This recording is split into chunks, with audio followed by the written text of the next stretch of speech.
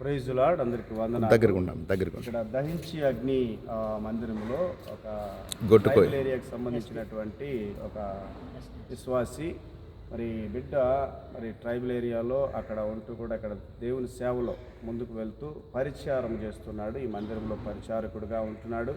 ప్రతి విషయం కూడా ఇక్కడ మందిరంలో అన్ని చక్కబెడుతూ అన్ని చూస్తూ ఉన్నాడు. మరి వీళ్ళ భాష కూడా మరి ఏదో కొట్టి ఏంటయ్యా కాదు కోయ భాష, కోయ ఏంటి ఏంటి కొట్టి కోయ ఏదో కోయ అంటారు కదా, కోయ అనే ప్రాంతం, కోయ అనే భాష ఉంటుందంట.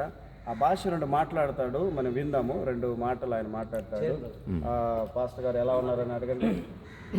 పాస్టర్ గారు వేలమంది బాగున్నాను. ఏ ప్రాంతం నుంచి వచ్చారు? బాగా మీరు కోవిడ్ ప్రాంతం నుంచి వచ్చానండి. మరి అక్కడ మీరు సేవ చేస్తున్నారని అడగండి. అక్కడ మీ సేవ ఎలా ఉంటుంది, అక్కడ మీ సేవ ఎలా ఉంటే ఆయన మాట్లాడుతున్నాడు. ఇంకెక్కువ మాట్లాడితే మనకు అర్థం కాదు, మీకు కూడా అర్థం కాదు. దేవునికి స్తోత్రం కలిగిన కాక బిడ్డను దేవుడి యేసే రక్షకుడు అని చెప్పండి భాషలో. యేసు రక్షకుడు, యేసే రక్షకుడు అంటే చెప్పండి. యేసే నిజమైన రక్షకుడు చాలా కాదు మీ భాషలో అదే యేసే నిజమైన రక్షకుడు మనం. దేవునికి స్తోత్రం.